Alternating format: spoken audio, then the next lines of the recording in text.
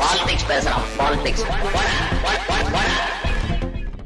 இந்த party fund collect பண்ணக்கூடிய அதிமுகவில் முன்னாள் அமைச்சர்கள் கரூர் புதுக்கோட்டை விஜயபாஸ்கர் வந்து இன்னைக்கு தாவேகாவில் இணைந்து இது பண்ணிட்டாங்க. அதுவும் நேரடியாக விஜய் முன்னிலையில் இணையலை. ஆதவ அர்ஜுனா வந்து பேப்டைஸ் பண்ணாதான் ஞானஸ்தானம் கொடுத்தாதான் நான் பார்ப்பேன் அப்படின்னு இருக்கார் போல விஜய். அதனால் நேரடியாக எதுவும் சந்திக்கவில்லை. நேற்று அது போல ஒரு கூட்டணி முடிவாயிருக்கு. இன்னும் பேர் வைக்கல. சோறு வச்சியே பேர் வச்சியா அப்படிங்கிற மாதிரி நல்ல பெயர் வைப்போம்னு சொல்லியிருக்காரு வைகோ சொல்லி கூட்டணிக்கே நல்ல பேர் வைப்போம்னு வச்சுக்கலாம். ஒன்னே வச்சுக்கிட்டா கவுண்டமணி சொல்லுவாரு, வரும்போதுதான் எங்க அம்மா பேரை வைடா, எங்க ஆயா பேரை வைடா. அந்த மாதிரி எங்க ஆயா கோவிந்தம்மா பேரை வைக்க வேண்டியதான். இல்லை இப்போ வரும்போது தான் ஒன்று படித்தேன். நாஞ்சில் சம்பத் வந்து வைகோ மகனை பற்றி சொல்லுறாரு. எல்லாரும் கோவணத்தை வந்து இதில் கட்டுவாங்க, அவர் மட்டும் கையில் கட்டிக்கிட்டு சொல்லி நாஞ்சில் சம்பத் சொல்லியிருக்காரு. இப்போ அந்த நாஞ்சில் சம்பத் இருக்கக்கூடிய கூட்டணிக்கு தான் இவங்க போயிருக்காங்க. போய் பெர்ஃபார்மன்ஸை வேற பயங்கரமாக போட்டு பரதநாட்டியத்திலே நான் சிங்கப்படம் வரைஞ்சி காட்டுறேங்கிற லெவலுக்கு வந்து வைகோ அங்கே போட்டு கையை வேற தூக்கி இருக்கிறாங்க. முன்னாடிலாம் கையை தூக்குவாங்க, நேஷனல் கையை தூக்குறீங்க. மாணிக் தாக்கூரை தூக்கி காட்டியிருக்காங்க. இவர் தாங்க காங்கிரஸ் தலைவர் உள்ள இருக்கு பொட்டிக்கல இந்த பையன் வெளியில வந்துட்டான் அப்படிங்கிற மாதிரி. வைகோவுடைய அந்த பாடி லாங்குவேஜ் அது கையை தூக்குற மாதிரி இல்லை, வேற எதையோ தூக்குற மாதிரி இருக்குது. மொத்தத்தில் ஜாலியாக இருக்காங்க ஸ்டார் ஹோட்டலில் வச்சு. ஆனால் கடைசி வரைக்கும் விஜய் கையை பிடிச்சி தூக்க முடியலையே. அவர் அதில் தெளிவாக இருக்கார். இந்த மாதிரியான கூட்டணி கட்சி தலைவர்கள் இல்லை, இவங்க கட்சிக்குள்ளே ஆட்கள் எடுக்கிறாங்கல்ல, அதிமுகவில் வந்து எடுக்கும்போது அவர்களோடு கூட கட்சியில் சேரும்போது ஃபோட்டோ எடுக்கிறதுன்னு அவர் வீட்டில் வச்சு தனியாக எடுப்பாரே தவிர, இந்த மாதிரி வைகோவுடைய அந்த ட்ரெடிஷ்னல் போஸ் இருக்குல்ல, எல்லாரோடும் கையை தூக்கிட்டு நிற்கிற அலையன்ஸ் போஸ், அவரு நடக்காது. இன்னைக்கு ஓகே, இன்னொரு 5 வருஷம் கழிச்சு 10 வருஷம் கழிச்சு இது வந்து ஒரு பெரிய மீம் மெட்டீரியல் ஆயிரும். இவங்களோட கையை தூக்கிட்டு நின்னா, தூக்குறதுனா நீங்களே தனியாக தூக்கிக்குங்க, நான் இருக்கிறதா நினைச்சுக்குங்க. வேட்பாளர் அறிவிப்புலனா வந்து கிஸ் கொடுத்தாரு, இப்படி காமிச்சாரு. அந்த மாதிரி திருமாக்கும் வைகோக்கும் கொடுத்திருந்தா நல்லா இருந்தது. 2016 நினைவு இருக்கா? மானாக்கூன்னு ஆரம்பிச்சாங்க. மானாக்கூன்னு ஆரம்பிச்சு வைகோ இல்லாத பாடெல்லாம் படுத்தினாரு. எக்ஸசைஸ் பண்ணணும், டிஷர்ட் போட்டுக்கணும், வாக்கிங் போகணும்னு சொல்லிட்டு இல்லாத பாடெல்லாம் அப்போ வந்து படுத்தினாரு. அந்த கோமாளித்தனங்கள் எல்லாமே விஜய்க்கு நினைவில் இருக்கும் இல்லையா? அதெல்லாம் கோமாளிகள் மத்தியில் ஒரு ஹீரோ வந்து நான் எப்படி வந்து நிற்கிறது அப்படின்னு அவருக்கும் கூச்சமாக தான் இருக்கும். நேற்றுக்கு இந்த பேர் வைக்காத கூட்டணிக்கான விழாவை ஒரு ஸ்டார் ஹோட்டல் நடத்துன மாதிரி இன்றைக்கு ஒரு ரெசார்ட்டில் அதிமுகவுடைய பார்ட்டி ஃபண்ட் மாஸ்டர்களான 2 விஜயபாஸ்கர்களையும் வாஷிங் மிஷின், மிகப்பெரிய washing machine, top load washing மிஷினை வாங்கி உள்ளே போட்டு இன்றைக்கு சலவை செய்து எடுக்கிறார்கள். சலவை செய்ய எடுத்தோன்னே கதர் வேட்டிலேருந்து பீச் பேண்டுக்கு மாறிட்டாங்க 2 விஜயபாஸ்கரும். குட்கா கரை, அது சாதாரண கரை இல்லை, குட்கா கரை, ஜாலியாக துப்புன மாதிரி கரை இல்லை. அதில் அவர் வந்து சொல்லியிருக்காருல்ல, நான் வந்து கரூருக்கு எங்களுக்கு ஒரு கணக்கு இருக்குது, அதை வந்து நான் முடிக்க போகிறோம், அந்த கணக்கை முடிக்காமல் நான் ஓய மாட்டேன் இந்த ஆதவ அர்ஜுனா அப்படிங்கிற மாதிரி பேசியிருக்காரு. என்ன கணக்கு? அந்த கணக்கு வந்து இப்போ சேர்த்துருக்கார் இல்லையா விஜயபாஸ்கருக்கு, அது தெளிவாக தெரியும். ஏன்னா யார் கணக்கு முடிப்பதாக இவங்க கதை கட்டிட்டு இருக்காங்களோ, 2 நாட்களாக இவர்களுடைய இந்த வேலையை, இந்த குதிரை பேர வேலையை மறைப்பதற்கு, இவர்கள் செய்யக்கூடிய ஊழலை எல்லாம் மறைப்பதற்கு, பழி போடுவதற்கு, அடுத்த வாரம் போய் அங்கே கரூரில் பேசுவதற்கு விஜய்க்கான டாப்பிக்கை வந்து இப்போயே சீசன் பண்ணி வைக்கிறாங்க. இதைத்தான் பேச போகிறாருங்கிற மாதிரியான ஒரு டாபிக் முன்னாடி இருந்தே சீசன் பண்ணி வைக்கிற வேலையை தான் பார்த்துட்டு இருக்காங்க. விஜயபாஸ்கர் தான் செந்தில் பாலாஜிக்கு முன்பே அங்கே மருத்துவமனைக்கு போய் நின்னவர். அவருக்கு தெரியும் ஏன் ஸ்பீடாக வந்தீங்க, அதில் தான் சதி இருக்குன்னு சொன்னீங்கல்ல, இவரை விட ஸ்பீடாக வந்தவர் தான் நீங்கள் இப்போ கூப்பிட்டு உள்ளே வச்சுருக்கீங்க. அவர்கிட்டே கேட்ட அந்த கணக்கு வழக்குகளை முடிக்கலாம். இல்லை அதில் இன்னொன்று அந்த அதிகாரிகளை மிரட்டுறது இருக்கு. காவல்துறை அதிகாரிகளை வைத்து தான் கொலை செய்தார்கள் அப்படின்னு சொல்றாரு. அந்த அதிகாரிகள் மீது தான் நடவடிக்கை எடுக்கணும். ஆட்சி உங்ககிட்ட தானே இருக்கு. அந்த அதிகாரிகள் சிபிஐக்கு சாட்சியம் அளிக்க விட்டாங்க. சிபிஐ விசாரணையில் அந்த அதிகாரிகள் என்ன நடந்துச்சுன்னு ஏற்கனவே ஒரு ரவுண்ட் சொல்லியிருக்காங்க. அடுத்தடுத்த இதில் வந்து சொல்லுவாங்க. மேபி இவங்க சிபிஐ விசாரணையிலேருந்து மீண்டும் நாங்கள் மாநில காவல்துறையை விசாரிக்கிறோம் கரூர் வழக்கை அப்படின்னு கேட்டு கூட வாங்கலாம். கோர்ட்டு கேட்கும்ல ஒன்று. இப்போ என்னைய பார்த்தா எப்படி தெரியுதுன்னு கேட்கு. இப்போ இன்னொன்று அந்த அந்த சம்மந்தப்பட்ட அந்த அன்றைக்கி டியூட்டியில் இருந்த அதிகாரிகள் புறாமே வந்து மாவட்டம் 3 மாவட்டம் 4 மாவட்டம் தாண்டி டியூட்டி போட்டுருக்காங்க. ஆட்சி அதிகாரம் கிடைச்சிருச்சு, செய்த பழிபாவத்துக்கு கொஞ்சமும் அஞ்சாமல் அது பழியை இன்னொருத்தங்க மேலே போட்டு அதில் கூட தப்பிச்சிட்டிங்க. ஆனால் இன்றைக்கு ஆட்சிக்கு வந்த பிறகு அந்த கணக்கை தீக்கிறோன்னு சவடா விடுறாங்களே, எனக்கு இவர்கள் மீது கூட பெரிய இது கிடையாது. இவர்கள் ஆரம்பத்திலேருந்தே இதுதான் செஞ்சுட்டு இருக்காங்க. ஆனால் அன்றைக்கு திமுக கூட்டணியில் இருந்து கொண்டு இந்த வழக்குக்கு திமுக கூட நேரடியாக குற்றஞ்சாட்டல. ஆமாம், விஜய் ஏன் அரெஸ்ட் பண்ணலன்னு திருமாவளவன் தான் சொன்னார். ஏன் வந்து இந்த குற்றத்துக்கு காரணமான இந்த நபரை கைது செய்யவில்லை அப்படின்னு கேட்டார். இவர் மட்டுமல்ல, விசிக, கம்யூனிஸ்ட் உள்ளிட்ட அத்தனை கட்சிகளுக்குமே யார் அந்த சம்பவத்தில் குற்றவாளி என்று கேட்டால் அன்றைக்கு சொன்னது இவர்களை தான் குற்றவாளின்னு சொன்னாங்க. இன்றைக்கு கணக்கை தீர்க்க போகிறேன் என்று இவர் சொல்லுகிறார் என்றால் அதற்கு இவர்களுடைய கருத்து சொல்லணும். இவங்க என்ன கருத்து சொல்லுவாங்க நமக்கும் தெரியும், ஆனால் அது வரலாற்றில் பதிவாகும். அன்றைக்கு என்ன சொன்னார்கள், இன்றைக்கு அதில் எப்படி மாற்றி பேசுகிறார்கள், இடையில் நடந்தது என்ன, எழுதியது இடைப்பட்ட காலத்தில் நடந்தது என்ன, என்ன காரணத்துக்காக இவர்கள் பேசுகிறார்கள், 3 மாதத்தில் 4 மாதத்தில் என்ன நடக்குது அப்படிங்கிறது பதிவு. ஏலியன் 10 மாச வித்தியாசத்துல அன்று இன்றுன்னு கேட்கிறாரு. திரும்ப முந்தா நாள் சொன்னதை நேத்து மாத்தி பேசுறாரு. அதிமுகவில் நடக்கிறது குதிரை பேரத்துக்கு உட்கட்சி விவகாரம் போல் தெரியவில்லைன்னு திருச்சி ஏர்போர்ட்ல வந்து சொல்றாரு 30ஆம் தேதி. நேத்து 1ஆம் தேதி காலையில அது உட்கட்சி விவகாரத்தால் எல்லாரும் குதிரை பேரம் செய்யறாங்க அப்படிங்கிறாரு. உட்கட்சி விவகாரம்னா ஏன் வந்து உட்கட்சி விவகாரத்துல எம்எல்ஏ பதவியில் இல்லாதவங்க யாருக்குமே இந்த பிரச்சனையே வர மாட்டேங்குது. உட்கட்சி விவகாரம்னா நீங்க கட்சியை விட்டு போயிருவாங்க, பொதுச் செயலாளரோடு கோவம்னா போறாங்கன்னா அதுல ஒன்றும் பிரச்சனை இல்லை. அதுக்கு குறிப்பா எம்எல்ஏவாக இருப்பவர்கள் எம்எல்ஏவாவே தொடரலாமே, கட்சியிலிருந்து விலகிட்டு எம்எல்ஏவாவே தொடரலாமே.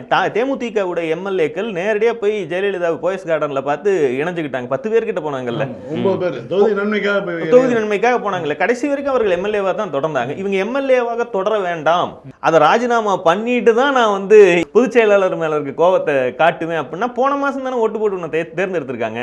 இந்த ஜனங்க கேட்க மாட்டாங்களா? அப்ப யார் கொடுக்குற உறுதி அது? அதைத்தான் வைகோ சொல்லி இப்ப மறுநாள் மாத்தி பேசினார். அவர் அப்படியெல்லாம் சொல்லல, சொன்ன மாதிரி கிடைக்கல பாருங்க. அதாவது அதிமுகலேருந்து எம்எல்ஏக்கள் ராஜினாமா பண்ணிட்டு போகிறாங்க, மதிமுகலேருந்து கௌரவமாக 2 பேர் ராஜினாமா பண்ணிட்டு போகக்கூடிய பாக்கியம் கூட அவருக்கு கிடைக்கலங்கிறது தான். இந்த குதிரை பேரம் வந்து வெளியில் தெரியக்கூடாதுன்றதுக்காக தான் என்ன பண்ணியிருக்காங்க, ஜேசிடி பிரபாகரன் பேரவைத் தலைவராக 12ஆம் தேதி மே வந்து தேர்ந்தெடுக்கிறதுக்கு முன்னாடி நம்பிக்கையில்லா தீர்மானத்தில் தாவேகால ஒரு எம்எல்ஏ என் இளையராஜான்ற ஒரு எம்எல்ஏ வந்து எதிர்த்து வாக்களிக்கிறதுக்கு 35 கோடி ரூபா வந்து செந்தில் பாலாஜியும் அவர் கீழே இருக்கிற திமுக நிர்வாகிகளும் பேசினதா, திருநாவுக்கரசு என்பவர் மூலமாக பேசப்பட்டதா இதுல சொல்றாங்க. திருநாவுக்கரசு வந்து இவருக்கு வந்து ஃபர்ஸ்ட் ஃபோன் பண்ணாராம். ஃபோன் பண்ணி இந்த மாதிரி வந்து சபாநாயகருக்கு எதிராக ஒரு நம்பிக்கையில்லா தீர்மானம் வரப்போது, அதில் நீங்க எதிர்த்து வாக்களிக்கணும் அப்படின்னு சொல்லி கேட்டுக்கிட்டாராம். அதுக்கு பிறகு இவர் வந்து அப்படிலாம் நான் வந்து பத்தினி அந்த மாதிரி வேலையெல்லாம் செய்ய மாட்டேன்னு சொன்னதுக்கு பிறகு அவர் வச்சுட்டாரு. திருப்பி கால் பண்ணி 35 கோடி ரூபா கொடுக்கறதா சொன்னாரு. அதாவது ஆட்சியை கலைப்பதற்கான நம்பிக்கையில்லா தீர்மானம் இல்லை, இது வெறுமனே சபாநாயகரை நீக்குவதற்கான நம்பிக்கை. இதுக்கே 35 கோடி ரூபா தங்களுக்கு ரேட்னு அவங்க ஃபிக்ஸ் பண்றாங்க. ஒவ்வொருத்தருக்கும் ஒரு கார்டு வச்சுப்பாங்கல்ல. இல்ல, டேட் வந்து 12 மே. அதாவது விஜய் வந்து பதவி பிரமாணம் எடுத்துட்டு ஃப்ளோர் மெஜாரிட்டி காட்ட வேண்டிய நாள் அது. அதுவும் புகார் கொடுக்கப்பட்ட இடம் வந்து சென்னை காவல்துறை கண்காணிப்பாளர் கமிஷனரேட்டில் போய் கொடுத்துருக்காங்க. அவர் வேறு தொகுதி, சம்மந்தப்பட்ட நபர் வந்து எங்கோ ஃபோனில் பேசியிருக்காங்க. சம்பவம் நடந்த இடம்ங்கிறது வந்து ஒரு இது வேணும். திருவல்லிக்கேணி காவல் நிலையத்தில் புகாரை பதிவு பண்ணியிருக்காங்க. இப்போ இந்த மாதிரி வந்து ஒரு காவல்துறை வந்து அரசு சொல்லுது இல்லை. அந்த ஐடிபிஎஸ் திருநாவுக்கரசுங்கிறவர் அவருக்கும் திமுகவுக்கும் என்ன சம்பந்தம்? அவர் வந்து எப்பவுமே திமுகவை எதிர்த்து தான் பேசியிருக்காரு. நீங்கள் போய் யூடியூப்ல ஜஸ்டிஸ் 24 அண்ணாமலை, அவர் எப்பவுமே அவர் அண்ணாமலை ஆதரவாளர். நாம பார்த்து இது வரைக்கும் இப்படி ஒரு பேரு திமுக ஆதரவு நிலைப்பாட்டு எடுத்து யூடியூப்ல பேசுதுன்னு கூட கேள்விப்பட்டது இல்லையே. ஃபெலிக்ஸ்னு ஒருத்தர் இருக்காருல்ல, இப்போ தாவேக்கால இருக்காருல்ல, அவர் யூடியூபராக இருந்து ரிசைன் பண்ணிட்டு தாவேக்காவுக்கு வந்து சேர்ந்தார். அவர் வந்து என்ன சொல்றாருன்னா, இவர் ஸ்டூடெண்ட் விங் லீடர்ன்றாரு. இதே ஐடிபிஎஸ் திருநாவுக்கரசு கொஞ்ச நாளைக்கு முன்னாடி பேசியிருக்காரு, நான்லாம் லயோலா ஸ்டூடெண்ட்டு, விஜய்லாம் என்னோட பேட்ச்சு, நாங்களாம் லயோலா பேட்ச்சு, நாங்களாம் ஒன்று தான் அப்படின்னு அவரை மட்டும் இல்லை, இன்றைக்கு அவர் முதலமைச்சரை சுற்றி இருக்கக்கூடிய பல பேரை வந்து அவர் பேர் சொல்லி இவர்கள் எல்லாமே நாங்கள் லயோலா மேட்ச். இதை தப்பா ஆதவ சொல்றாரு. ஆதவ் கிறிஸ்டின் காலேஜ், ஃபெலிக்ஸும் லயோலா பேட்ச் தானே. ஃபெலிக்ஸும் லயோலா பேட்ச் தான். இவ்வளவு வெளிப்படையா இருக்கு. திருநாவுக்கரசுக்கும் திமுகவுக்கும் எந்த சம்பந்தமும் கிடையாது. ஆனா இந்த திருநாவுக்கரசு திமுகவுக்காக பேசுனதா வந்து ஒரு கதையை கட்டி அது வந்து அவங்க மறைக்கிறதுக்காக வழக்கில் வந்து எப்படி சுகேஷ் சந்திரசேகர் ஒரே ஒரு ஸ்டேட்மெண்ட் வாங்கிட்டு திகாரில் கொண்டு போய் போட்டு அதோட அவருடைய அரசியல் வாழ்க்கையை வந்து அமைக்க விட்டாங்க. அது மாதிரி தான் எனக்கு தெரியுது. இப்போ இது ஒரு ஸ்டேட்மெண்ட் வாங்கியிருக்காங்க, அவ்வளோதான். இந்த சம்பந்தப்பட்ட நபருடைய பின்புலத்தை பார்த்தா என்றைக்குமே திமுக ஆதரவாக இருந்த மாதிரி தெரியல. லாஜிக் வேணாமா? ஒரே ஒரு ஆளை சபாநாயகர் மீதான நம்பிக்கை இல்ல, நல்லா தான் வருது. எனக்கு எதுக்கு கூட்டம் தாங்க ஒரே ஒருத்தர் கூட்டுறது? 5 எம்எல்ஏ பேசுனாங்க, 15 எம்எல்ஏ பேசுனாங்க, ஆட்சி கவிழ்ப்பில் ஈடுபட்டாங்கன்னு சொல்லி குற்றம் சாட்டுன்னா பரவாயில்ல. ஒரே ஒரு எம்எல்ஏ ஒன்றும் கரெக்ட் பண்ணி கூட்டிட்டு வந்து எதுக்கு கூட்டிட்டு போறாங்க? என்னங்கடா இதை கேள்வி கேட்குறேன்னா கேனேண்ணா. இல்ல இதுக்கு முன்னாடி எத்தனையோ முறை திமுக ஆட்சி இல்லாம இருந்திருக்கு. இதை விட கூடுதலான எம்எல்ஏ சீட்டுகளோடு இருந்திருக்கு. எடப்பாடி பழனிசாமிக்கு மக்கள் மேண்டேட்டே இல்ல. ஜெயலலிதா மரணத்துக்கு பிறகு நியமிக்கப்பட்ட ஒரு முதலமைச்சர் அவருடைய ஆட்சியை கலைக்கிறதுக்காக கூட கவிழ்க்கிறதுக்காக கூட யாரையும் விலை கொடுத்து வாங்குற முயற்சியில திமுக ஈடுபட்டதில்லை. அன்றைக்கும் இதே தலைவர் ஒரு சரி பகுதியா வந்து ஒரு பிரிவு ஏற்பட்டது. அந்த பிரிவுக்கு திமுக ஆதரவு கொடுத்திருந்தாலே ஆட்சி பொறுப்புக்கு வந்து தெளிவாக அன்றைக்கி சொன்னார். நாங்கள் வந்து இந்த மாதிரி கொல்லைப்புற வழியில் திமுக ஆட்சிக்கு வராது, மக்களை சந்தித்து மக்களிடம் வாக்குகள் பெற்று அது பெரும்பான்மையான வாக்குகள் கிடைத்தாதான் ஆட்சிக்கு வரும்னு சொன்னார். எப்பயுமே திமுகவோட நிலைப்பாடும் அதுதான். தமிழ்நாட்டு அரசியலில் உண்டாக்கப்பட்டிருக்கக்கூடிய மாற்றம் என்பது திமுக அதிமுக என்கிற கட்சிகள் தொடர்ச்சியாக கிட்டத்தட்ட 60 வருடங்கள் ஆண்டதில் இந்த பைபோலார் பாலிடிக்ஸ் உருவாக்கிய சில பக்க விளைவுகளை விமர்சித்து, அந்த விமர்சனம் கூட இவர் வந்து உருவாக்கல, 50 ஆண்டுகளை அதற்கே ஒரு தொடர்ச்சி இருக்கு. தமிழ்நாட்டுடைய வளர்ச்சியையும் தனித்துவத்தையும் காப்பேன்னு வாக்குறுதி கொடுத்து கூடுதலாக இந்த பக்க விளைவுகளற்ற தூய ஊழலற்ற ஒரு ஆட்சின்னு வடை சுட்டு நல்லா டான்ஸ் ஆடுறார், நல்லா மாஸ் டைலாக் பேசுகிறார், படத்தில் நாட்டை காப்பாற்றுறார், நம்மளையும் காப்பாற்றுவார், நிஜத்திலையும் காப்பாற்றுவார் அப்படிங்கிற சினிமா ஸ்டார்களுக்கு மட்டுமே கிடைக்கக்கூடிய ஒரு ஹேலோ எஃபெக்டை பயன்படுத்தி ஆட்சிக்கு வந்த இந்த ஒரே மாதத்தில் எதிலிருந்தெல்லாம் மாற்றம்னு சொன்னாரோ நம்ப வைத்தாரோ அது அத்தனையும் இப்போதும் தொடரும், கூடுதலாக தொடரும். தமிழ்நாடு வரலாற்றில் காணாத அளவுக்கான கழுதை குதிரை பேரங்கள்லாம் நடக்குதுன்னா இவர்களெல்லாம் கூட்டி வச்சு என்ன செய்ய போற? இப்போ தாவேக்காவுடைய ஆதரவாளராக இருக்கக்கூடிய வெகு சில விஜய் ஃபேன்ஸே கேட்குறாங்க, இவங்க 2 பேர்த்தையும் கூட்டு வச்சு நாங்கள் நாளைக்கு எப்படி போய் தூய சக்தின்னு சிரிக்க மாட்டாங்களா அப்படின்னு கேட்குறாங்க. அதை தாண்டி அவர்கள் செய்கிறார்கள் என்றால் இது இப்படி தான் இருக்கும். இது மேலே அவங்களுக்கு ஒரு அபரிவிதமான நம்பிக்கை இருக்கு. இதெல்லாம் எடுபடாது. ஜெயிக்கிறதுக்கு என்ன செய்யணுமோ, ஆட்சியை தக்க வைப்பதற்கு என்ன செய்வோமோ அதை செய்வோம் அப்படிங்கிற லெவலில் தான் அவங்க பண்ணிட்டு இருக்காங்க. யாரையெல்லாம் ஊழல் சக்தி என்று சொன்னாரோ அத்தனை பேரையும் விலை கொடுத்து வாங்கி தன்னுடைய ஆட்சியும் கட்சியும் பலப்படுத்தி கொண்டிருக்கிறார். இதையும் மக்கள் பார்த்து கொண்டு தான் இருக்கிறார்கள். ஆனால் மக்கள் மேலே அவருக்கு ஒரு தீவிரமான அதீதமான நீங்கள் சொல்கிற மாதிரியான நம்பிக்கை இருக்கிறது. இப்போ மக்களுடைய நிலைமை என்னென்னா, catch me if you can ஒரு படம் இருக்கும். இந்த படத்தில் ஒரு காட்சி இருக்கும். போலி செக்கு கொடுத்து ஏமாத்துறது தான் அந்த ஹீரோவுடைய வேலையே. அவன்கிட்ட ஹோட்டலில் ஒரு பொண்ணை ஒன்று சந்திப்பான். அவனோட அன்னைக்கு இருப்பதற்கு அந்த பொண்ணு பணம் கேட்கும். ஒரு $300 ஆரம்பித்து $1000 அந்த பேரம் வந்து படியும். இவன் போலி செக்கு பல நம்பர்களில் வச்சுருப்பான். அதில் வந்து $1400 ஒரு செக் இருக்கும். அதை எடுத்துட்டு நான் போய் கீழே போய் மாற்றிட்டு வரேன் அப்படிமா. மணி 3 நைட்டு. இப்போ எங்கே போய் நீ மாற்ற போகிற? ஆனால் நான் உங்ககிட்ட பேசுனது $1000 தானே பேசியிருக்கோம். இப்போ $1400 நான் செக் வச்சுருக்கேன். என்ன செக்காக கொடு, வாங்கி பார்ப்பா. அது லோன் செக். யாரு கொண்டு போய் கொடுத்தாலும் அதுக்கு பணத்தை கொடுத்துருவாங்க அந்த காலத்தில். அப்போது அந்த செக்கை வாங்கிட்டு $400 தானே ஜாஸ்தி இருக்குது, நான் உனக்கு அந்த $400 தரேன்னு அவட்ட வாங்கிட்டு அதுக்கப்புறம் அந்த சீன் முடிஞ்சு போயிடுன்னு வைங்களேன். இந்த நிலைமையில் தான் தமிழ்நாட்டு மக்கள் இருக்கிறார்கள். எதிலிருந்தெல்லாம் மாற்றம்னு சொன்னாங்களோ அந்த மாற்றம் இதனுடைய அது கூடுதலாக இருக்குது. கூடுதலாக இன்னொன்று என்ன கிடைச்சிருக்குன்னா, எல்லா சீரழிவுகளோடு சேர்த்து கூடுதலாக உங்களுக்கு கிடைத்திருப்பது லாட்ரி மாஃபியாவால் இயக்கப்படக்கூடிய ஒரு அரசு. அந்த அரசையோ அதன் தலைமையோ விமர்சித்தால் மதவெறியை விட கூடுதலாக ட்ரிகர் ஆகி உங்களை கடித்து குதற தயாராக இருக்கக்கூடிய ஒரு பெரிய ரசிகர் கூட்டம், கட்டமைப்பு ரீதியாக ஊழல் சக்திகளுடைய ஒரு புதிய ஆக்டோபஸ் கரங்கள் பாய்ந்த ஒரு சிஸ்டம், அதை புரட்சிகர மாற்றம் என்று லெஜிட்டிமேட் பண்ற மதச்சார்பற்ற சக்திகளுடைய தோழமை.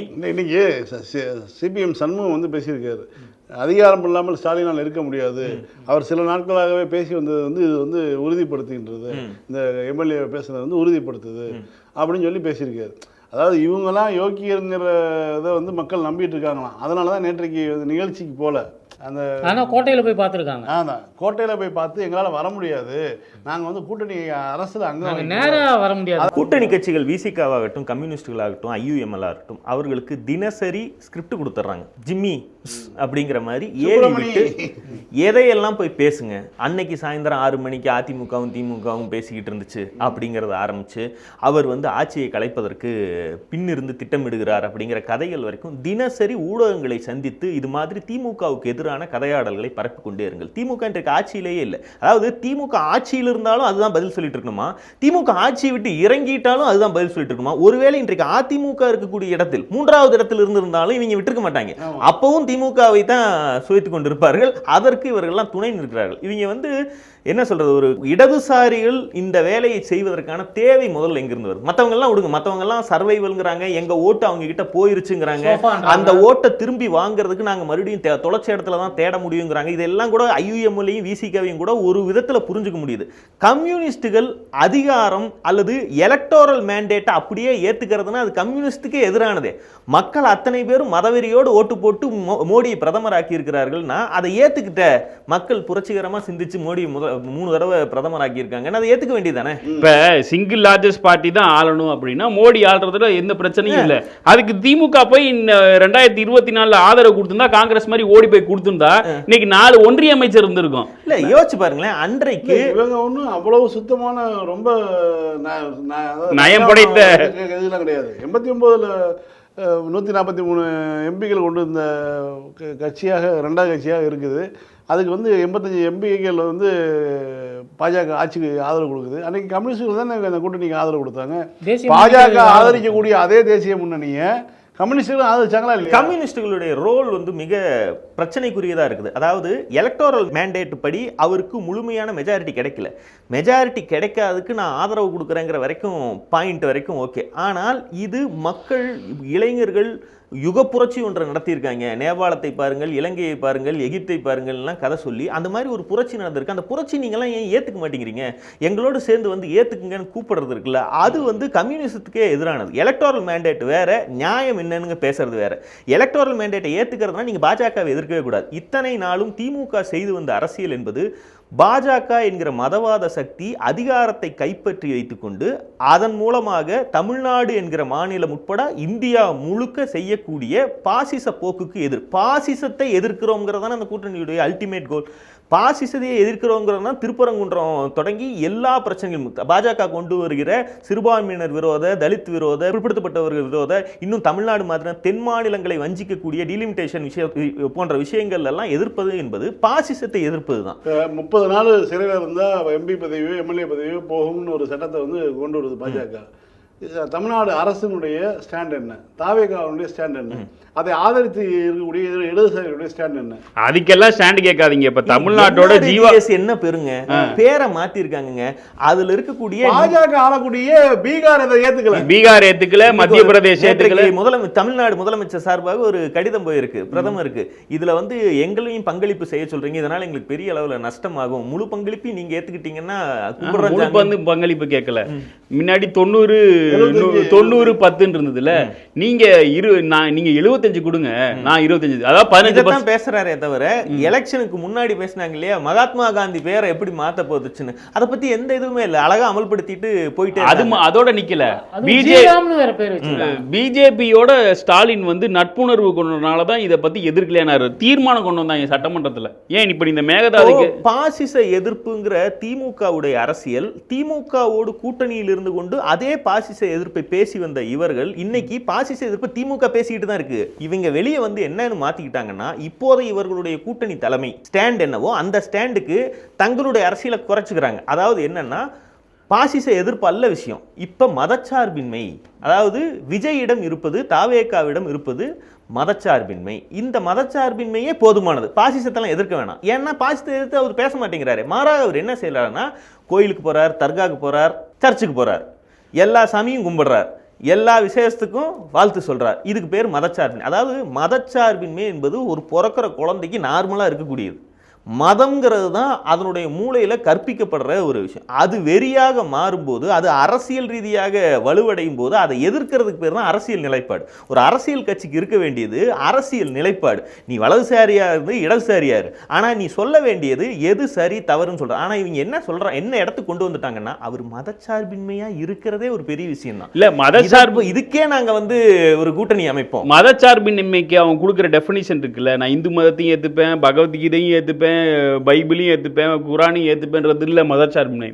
பாதி ஏத்துப்பேன் இல்ல அண்ணா கொடுத்த டெஃபினிஷன் தான். ஒன்றே குலம் ஒருவனே தேவன். அந்த ஒருவனே தேவன்கிறது இயற்கை. அது ராமரோ அல்லாவோ இல்ல ஜீசஸோ கிடையாது. அதனாலதான் அவர் ஆட்சிக்கு வந்தோன்னே ஒரு இதுவும் எந்த ஒரு படங்களும் இல்லாம இருந்தது. இவங்க மதச்சார்பின்மையே ரீடிஃபைன் பண்ணி எல்லா மதத்தையும் ஏத்துக்கிட்டா அது மதச்சார்பின்மை அப்படிங்கிறாங்க.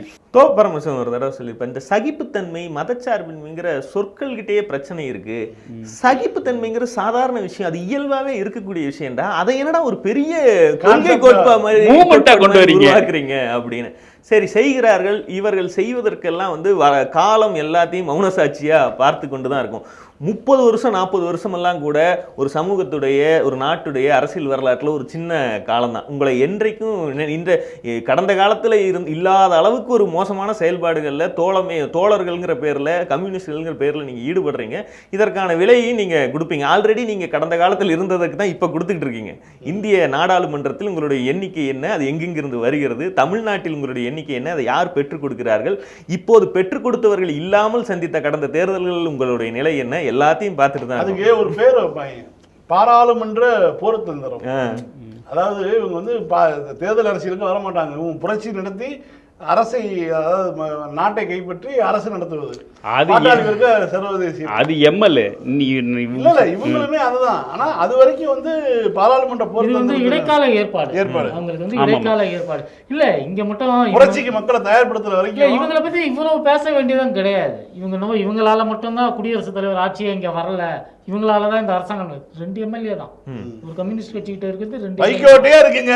அதாவது 2001 லீ குவான் கியூ ஒரு மேட்டர் ஒன்று சொல்லுவார். அதாவது மக்களாட்சி செயல்படுவதற்கு தேவைப்படக்கூடிய ப்ரீ கண்டிஷன்ஸ் பற்றி ஒன்று சொல்லுவார். அதாவது ஜனநாயகம்ங்கிறது உலகத்தில் இருக்கக்கூடிய எல்லா நாடுகள்லையும் எளிதாக போய் பொருந்தி விடக்கூடிய ஒரு ஐட்டம் கிடையாது. அப்படியான சிஸ்டம் இல்லை.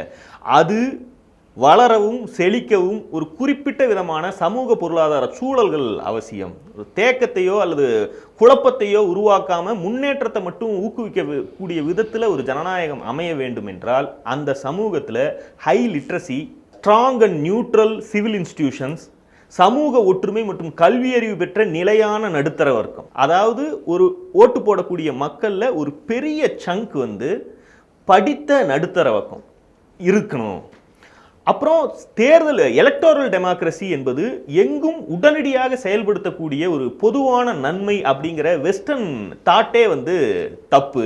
அப்படியெல்லாம் எல்லா இடத்துலையும் இதை போய் அப்படி ஃபிட் பண்ணிட முடியாது. எல்லா இடங்கள்லையும் அது நன்மை பயக்கக்கூடிய விஷயங்கள் கிடையாது. முறையாக செயல்படக்கூடிய ஒரு டெமோக்ரஸிக்கு வலுவான அடிப்படையில் ஒருமித்த கருத்து கொண்ட மக்கள் அவசியம். அப்போ எல்லா மக்களுக்கும், அந்த நாட்டில் இருக்கக்கூடிய மக்கள் அத்தனை பேர்த்துக்கும் ஒரு யூனிஃபார்ம்டு ஐடென்டிட்டி வேணும். எதிர்காலத்துக்கான ஒரு தொலைநோக்கு பார்வையில் வந்து எல்லா மக்களுக்கும் ஒரு உடன்பாடு இருக்கணும்.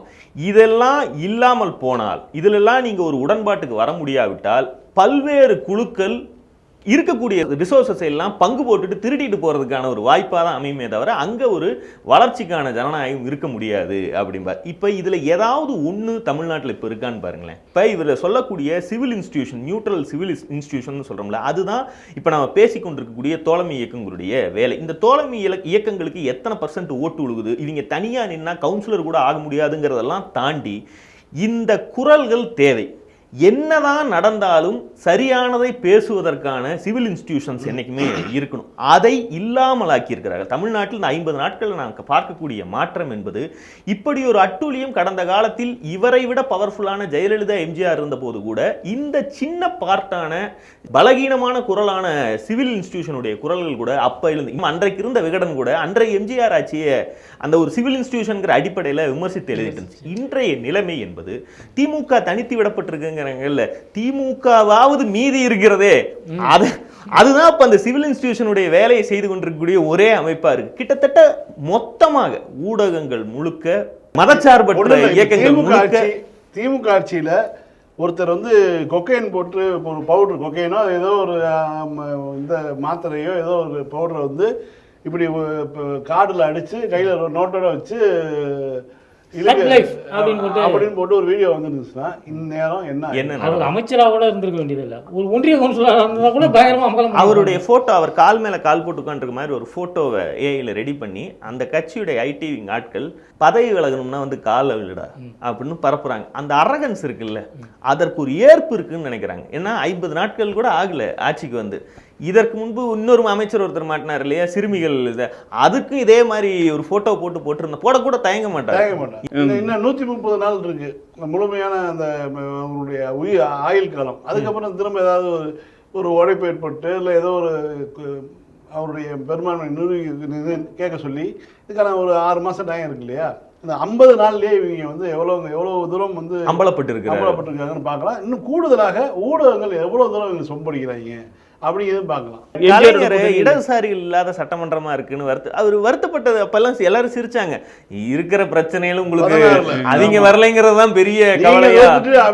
அவர் ஏன் அதை சொல்றாருன்னா, இவர்கள் நாம் ஆட்சியில் இருந்தாலும் ஜெயலலிதா ஆட்சியில் இருந்தாலும் இவர்களுடைய வாய்ஸ்ங்கிறது ரொம்ப முக்கியம். சில விஷயங்கள்ல இப்படி ஒரு செக் அண்ட் பேலன்ஸ் இருக்கணும் அப்படிங்கிற தாட் அவருக்கு இருந்தது. அன்றைக்கே சீரழிந்த நிலைமையில தான் அந்த கட்சி இருந்ததுனாலும் இன்றைக்கு இவர்கள் வீழ்ந்திருக்கக்கூடிய இடம்ங்கிறது இனி மீட்டு எடுக்க முடியாத ஒரு பாதாளம் தான். ஒரு 2 விதமான போக்கு இருக்கு. பாத்தீங்கன்னா நீங்க வந்து சொல்ற மாதிரி இந்த ஆட்சிக்கு சும்படிக்கக்கூடிய குரல்களாக சண்முகம் போன்றவர்களுடைய குரல் இருக்கு.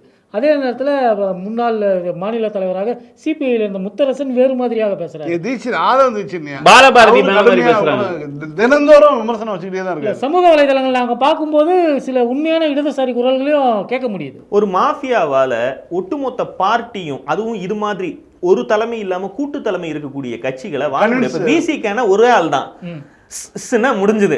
மற்ற கட்சிகளுக்கும் அப்படிதான். ஆனால் இது ஒரு கூட்டு தலைமையில செயல்படக்கூடிய, இதுல வந்து தனிப்பட்ட நபர்களை வாங்குறாங்க, மொத்தமா வாங்கலைங்கிறது தான் அந்த அமைப்புக்குள்ள இருந்தே இருவேறு குரல்கள் எழுவதற்கான காரணம். அந்த ஒரு போட்டோ போதுங்க. செங்கோட்டையன் கையை பிடிச்சிட்டு ஒரு சிரிக்கக்கூடிய அந்த ஒரு போட்டோவும் அவர் ஒட்டுமொத்தமா ஒரு வாழ்க்கையில மிகப்பெரிய விஷயமா கருதக்கூடிய வாச்சாத்தி போராட்டம் கொலை செய்ய முயற்சித்தார்லாம் அவர் சொல்லி போராடி நாங்க நீதி வாங்கி கொடுத்தோம் சொன்னார்ல.